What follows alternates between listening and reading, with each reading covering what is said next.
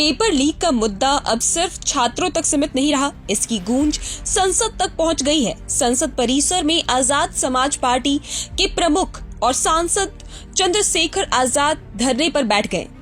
उन्होंने न सिर्फ पेपर लीक मामले पर सरकार को घेरा, बल्कि दिल्ली में प्रदर्शनकारियों पर हुए कथित लाठीचार्ज को भी लोकतंत्र पर हमला बताया। आखिर उन्होंने क्या कहा और उनकी मांग क्या है, आइए पूरी खबर विस्तार से जानते हैं। संसद परिसर में मंगलवार को सांसद चंद्रशेखर आजाद ने विरोध प्रदर्शन किया। उनके हाथों में तख्तियां थी और उन्होंने केंद्र सरकार के खिलाफ जमकर नारेबाजी की। चंद्रशेखर आजाद ने कहा कि देश भर में छात्र लगातार पेपर लीक के खिलाफ आवाज उठा रहे हैं, लेकिन सरकार इस मुद्दे पर जवाब देने के बजाय प्रदर्शन करने वालों पर कार्रवाई कर रही है।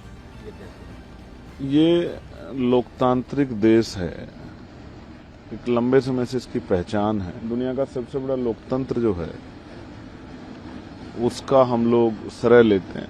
तो लोकतंत्र में विरोध को लाठियों से नहीं कुचला जा सकता, विरोध को सुनना पड़ेगा। और जो सत्ता में आसीन है उनको विरोध का कारण और उसका निवारण दोनों करने पड़ेंगे। कल जो हुआ वो क्यों हुआ? अगर सरकार संवाद करती, हम जब हाउस में आते हैं तो ये कहा जाता है कि विपक्ष हंगामा ना करे, संवाद करे। संवाद होना बहुत जरूरी है। तो आपने 30 दिन से जंतर मंतर देश की राजधानी में प्रोटेस्ट चल रहा है, 20-20 दिन से लोग भूख हड़ताल में बैठे हैं, आप क्या उनके मरने का इंतजार करते? आपने संवाद क्यों नहीं किया? और कल जब देश का नौजवान आ गया है सड़कों पे और फिर उसके साथ जिस तरह की ब्रुटलिटी हुई है, जिस तरह उसको पीटा गया है, आप अगर रोकना चाहते तो पैरों पे लाठी मार दो, लेकिन सर में लाठी मारने का, बच्चों को पीटा गया। जब रात मैंने वो विजुअल्स जाके देखे, क्योंकि जैमर लगे हुए थे, फोन नहीं मिल रहे थे, जब मैं गया अपने ऑफिस में और मैंने वो देखे तो मुझसे रहा नहीं गया। मुझे लगा कि जब वो भूखे प्यासे यहाँ जो है सड़कों पे घूम रहे हैं, फिर आंदोलन कर रहे हैं, तो मैं कैसे चुप रहूं?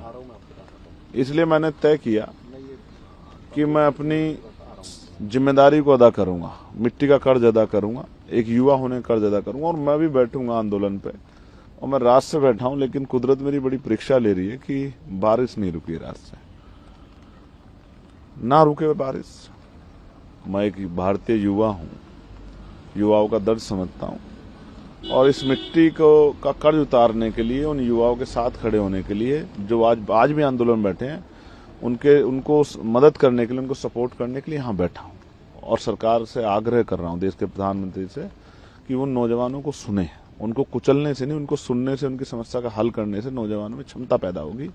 उनके अंदर जो है आपके प्रति विश्वास पैदा होगा। और आप नोटिस कीजिए, ये 51% आबादी वाला देश है। आप 51% आबादी को इग्नोर करके या उसको कुचल के क्या सीख लेके गए हो? किसी पॉलिटिकल पार्टी के वर्कर नहीं थे, वो युवा थे, पढ़ने वाले स्टूडेंट थे। कल का भविष्य थे, कोई आईएएस बनेगा, कोई आईपीएस बनेगा, कोई वकील बने, कोई जज बने, कोई पत्रकार बने, चित्रकार। क्या तस्वीर बनी उनके मन में लोकतंत्र की कि वो दिल्ली आए और लाठी डंडे खा के गए। ये तकलीफ दे है। इसलिए एक पढ़ा लिखा जागरूक भारतीय नागरिक होने के नाते और इस संसद का सदस्य होने के नाते मैं पूरी रात बाबा साहब के स्टैचू के नीचे शक्ति लेके बैठा रहा कि मैं इस लड़ाई को लड़ सकूं और उनके साथ खड़े हो सकूं, उनके तकलीफ को साझा कर सकूं। कब तक आप बैठे रहेंगे? देखिए, अभी स्पीकर सर से बात हुई मेरी, मैंने उनको भी बताया। उन्होंने पूछा कि बैठने का कारण क्या। मैंने उनको बताया कि जो लाठियां पड़ी है नौजवानों पे, उसका जवाब सरकार को देना पड़ेगा।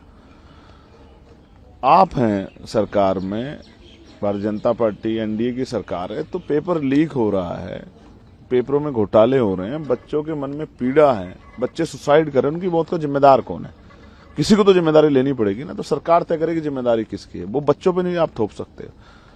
कोई प्रोटेस्ट करे या ना करे, सरकार की जिम्मेदारी के अंतिम व्यक्ति को लगना चाहिए कि सरकार उसके बारे में सोच रही है। तो सरकार नहीं सोच रही है। वो जंतर मंतर था, जलियांवाला बाग बनाया आपने उसको। वो जलियांवाला बाग नहीं था। आपने अन्याय किया, इस अन्याय का जवाब आपको देना पड़ेगा। मैं बात करूंगा जो मुझसे वार्ता करेगा, और जो बच्चों की डिमांड है, मैं उन डिमांडों के बारे में जानना चाहता हूं कि उनकी मांगों पे क्या कर रहे हैं। नहीं मांग सुनेंगे तो लड़ूंगा और अपने लोगों को भी कहूंगा, आज इंतजार करूंगा कि सरकार हमारी मांग को सुने। अगर वो हमें भी इग्नोर करेगी, जैसे बच्चों को इन संवाद से इग्नोर किया गया, तो फिर आंदोलन होगा, देश भर में होगा, जिला मुख्यालय पे होगा, प्रदेश कार्यालय पे होगा। प्रदेश मुख्यालय पे हम लोग चैन से नहीं बैठेंगे। ये युवाओं की लड़ाई हम लोग लड़ेंगे। पहली बार शिक्षा के लिए आंदोलन हो रहा है। मैं एक प्राइमरी स्कूल का हेडमास्टर का बेटा हूं, शिक्षा की वैल्यू समझता हूं और मैं शिक्षा के कारण यहां तक आया हूं। शिक्षा के कारण वहां बोलता हूं पार्लियामेंट में।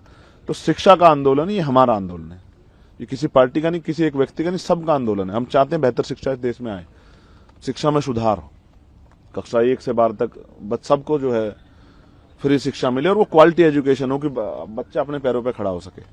आप रोजगार नहीं दे सकते तो शिक्षा दो शानदार, आप छीन रहे हो शिक्षा, उनसे भविष्य छीन रहे हो। 94,000 स्कूल बंद किए हैं आप लोगों ने, गरीबों के आगे बढ़ने का रास्ता बंद करो, ये अन्याय नहीं सहेंगे हम लोग। इसलिए मैं यहाँ पूरी रात से बैठा हूँ और चाहे आंधी या तूफान, मैं डटा रहूंगा जब तक मेरे अंदर हिम्मत है।